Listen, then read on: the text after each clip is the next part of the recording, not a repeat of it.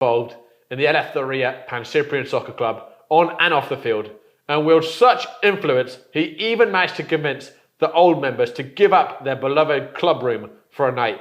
He's the director of club development, head coach of the Eleftheria U14 and Pancyprian's Freedom second team, in addition to being Coach Pano's assistant coach for the men's first team. Paul Kontonis, it's great to have you with us. You've got so many titles. You're so involved with this club. It's great to have you. Thanks for having us with all these trophies behind as well.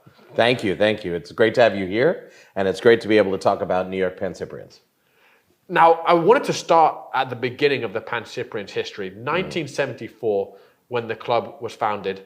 What were those early years like, and how did we get to this stage now where it's such a part of the soccer establishment in New York? Yeah, well, it started as a response to the Turkish invasion of Cyprus. And so in 1974, when that happened, the Cypriot community that was here in the US banded together to create the Pancyprian Federation, which is a federation that started in 1975 that is all about culture and sports and educating youth and creating opportunities for Greeks and Cypriots here within the US. Because we wanted to find those opportunities for people who were looking to go on with their education, build their lives, build their careers. So as part of that, we built cultural programs and athletic programs. And the first part of that program is the New York Pancyprian Freedoms. And so that culture was built right away from the beginning as being one of driving excellence on and off the field, to use that phrase again, of being about education, but also being about soccer. And that's where we built our first steps here in the New York City community, but it quickly became a national type of program as, if I may, just bring up a US Open Cup. Power move. Holy this table's starting to creak. So this is one of 3 US Open Cups the Pancyprians have won, correct? Correct. And these were all in the early 80s. And at a time when we were working with some of the best players that Greece has ever seen, that this country has ever seen, and really putting out a quality type of soccer that we try as best as we can to continue that today. Well, let me have a look at this. You know, I was looking for something to drink my Coke out of. So this is actually, sorry. Maybe. Let's be nice. I want to get out of here alive, but this is history. Incredible. This is really history. And for those of you who maybe aren't 100% familiar with every competition in the US, this is effectively like the FA Cup, right? Yep. For America. So to win this it's like pretty much the pinnacle, except for the MLS, I would imagine. Correct. So this is the one we won in 1983. This is the last one that we actually won, all prior to MLS. So MLS basically has reigned supreme over the Open Cup since the early 80s. But at a time when soccer programs were new to the country and really developing, we did the best we could to compete on a national stage. And I will put this aside for now. So it's about as big as our heads. So you're the director of development at the youth club. You talk about on and off the field. What sort of people are you looking to develop through that club? A kid coming from 5, leaving, as a young adult. So one of the things we're very fortunate to be able to do is have a real complete pathway. So we start with our community programs, and we started as a Greek and Cypriot organization, really built on those Hellenic ideas of sound body, sound mind, sound spirit, and work that into our programs. So starting with really young community-based programs, 3, 4, 5, 6-year-olds in those micro and intramural programs, to then going into our travel teams, which go from age 17 to age 7 all the way up to age 17 and more, then going into our men's program. So what we like to think of it as, we help the kids get started with their love of soccer, get established. We focus on educating not only within the soccer field, but promoting the fact that you need to be going to school and doing well. And if you don't do well in school, you can't really play with us. Then we help kids get into high schools. Then we focus on getting into college. And then once they're in college, we have the men's program they can move into. In fact, in the reserve team, for example, I would say about 70% of the players in the reserves are former Eleftheria players. That's incredible. And in terms of, the connection felt throughout the club. I remember seeing a lot of youth players coming to the men's game. What difference do you think it makes to those youngsters to have these role models who are wearing the same shirt as them? It is really an amazing opportunity for them to get up and close with a real player. We have players who have played professional around the world, players who are within D1, D2, D3 programs that are really striving and pushing themselves for excellence. We have players that have come into the program and then gone to MLS teams. So take, for example, Stephen Turnbull, who came from Pancyprians, went to NYCFC2, and is now getting minutes with the first team. We have youth that were there, able to meet him, talk with him, get to know who he was, see what it looked like when he warmed up for a game. And being that close on the field, it's a feeling you can't beat. And in terms of the men's team, they're embroiled in a 3-horse title race with both Lansdowne and the Greeks. I have to say, we're actually recording this on Tuesday. Yeah. So tomorrow you play the hated Doxa, and then you have after that, I think Zoom Snyder next. Yeah. And then the Greeks. So it's really a massive 3 games for you. What do you think is going to be the key to come out of that still in the title race? So our squad is amazing. The players we have working with us this year are really quite astounding. And we've been able to enrich that team with additional Cypriot players that we brought in and helped them with scholarships.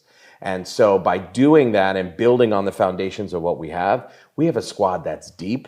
We have a squad that will perform. We have a squad that is up for any battle. And if you saw some of the scars that came away with in the last game, one of our players, Samir, for example, his ankle doesn't look too pretty. We're ready for any battle. And that's really what it is. Every team we play against plays and prepares against us like it's a cup final. And we know that. We know we have the big target on ourselves. And so we prepare for that. We are ready for that, and let me tell you, the players are pumped for that. They enjoy it a lot. And the rivalries are obviously so deep. The first game I ever commentated for the Pancyprians was against Doxa, and I just remember a lot of Greek men who were probably 60s, 70s, just bellowing the entire game. It was very hard to commentate, I'm going to be honest, although very entertaining. How deep does that rivalry run between you guys, Doxa, and the Greek Americans? So I think it's a rivalry that's really rooted in our shared Greek heritage. We are all here. We are all here to represent our communities, which is really one big community. So there's a lot of bragging rights at stake within that community, right? Even at the reserves game, we just played Panatha, and that's another Greek team. And so big rivalry there. Anytime that happens, that's going to happen. What's interesting is knowing that rivalry's there, that passion's there, and then the players come at it from a little bit of a different experience. They want to win. They have to win. They know they have to win, but they're all friends with the other players as well. So it's great to see that intense rivalry on the field, and then the handshakes afterwards, the hugs afterwards, man, that was a great game afterwards, even though during the game, you would never tell their friends. They're fantastic intensity. I can't wait to see the next one. And you, head coach of the reserve team in the CSL, it's obviously a very unique situation, I think, being an amateur manager, being a CSL manager. What's your favorite part of being an amateur manager? What's the hardest part of being an amateur manager? So my career has all been on the youth side until I got to the Pancyprians, and they gave me the opportunity to take on a men's team. And a men's program is one that is inherently so different than a youth program. A youth program, our philosophy is we need to develop the players. We need to come into every game to win. But at the end of the day, it is about making better soccer players. It's about their development journey. It's about their individual pathway. When you get to a men's program, it is about the result on the field that day and that day only. You could play beautiful, but if you lose, you still lost. And there is no, the standings don't matter. No, actually, within this organization, we have one team that we absolutely, all the kids know, must win, and that is our first team. Absolutely must win. The next team that we really, really would like to win is the reserve team. After that, it's all about development. So once you cross that threshold, the mindset changes, and I can tell you the first game I had to coach, my debut as a men's coach, When I got back into the car, my heart was racing. We won the game. My heart was racing. My blood was pumping. I was breathing heavy. I grabbed on the steering wheel. I was like, I did it. I won a game. I won a game. I've won lots of games and lots of championships in my 15 years as a youth coach. Nothing was like that first game. What's the craziest moment you've seen in a CSL game that you've been involved in? Well, I think it goes across CSL and EPSL. It's always these moments where a team will try to do something, like get away with something, and quickly try to like make the ref not know what's really happening, whether it's sneaking in players into rosters. I've never seen that. So I've never even imagined that could happen for real, and yet I've seen it, and you just scratch your head like, wow. They really tried to get away with that, didn't they? So that's probably the number one thing. And then the randomness of being in New York City means that you could have a game. You could be having a great game at Randall's Island, and a group of people who are playing pickup soccer in the other field decide to pick a fight with one of the players in the game on the field you're in. And they invade the pitch. And the ref has to now stop the game, and pure insanity unfolds because some random group of people, not even paying attention to the game, decide they want to pick a fight. Like, these are the kind of things that happen in New York City that when you go out of the city, people just don't understand that this stuff can happen here. Lastly, yeah, Pancyprian's approaching 50 years of history. It's incredible. Looking forwards, where would you hope the club to be in 10 years? So we have a very clear plan for the next 5 years and the next 10 years for the organization. It's one in which our pathway is really complete, from youth to men's, that we're able to land our own field here in the New York City area. That is something we are very actively involved in, and talking with government leaders, talking with various developers as well. That is imperative for us. Being in New York City and running a club here means we have extraordinary expenses that are outside of our control because we don't have land. When you're outside of New York City, land is available. When you're in New York City, you have all the talent, you have no land. And so that's priority number one for us. So you get the land, really connect all the programs together from youth to adults. And then you're gonna see this team continue to grow in its fan base from maybe 20 to 100 people on a kids' night to more, with more opportunities to branch into the community as well. Well, Paul, it sounds incredible. It sounds really exciting. I've been thrilled to be following the Pancyprians this last year or so. It's going to be a great EPSL final run-in, I think. Lansdowne, second to last game. That might be a title decider. You got a lot of trophies back here. Which one would you miss least?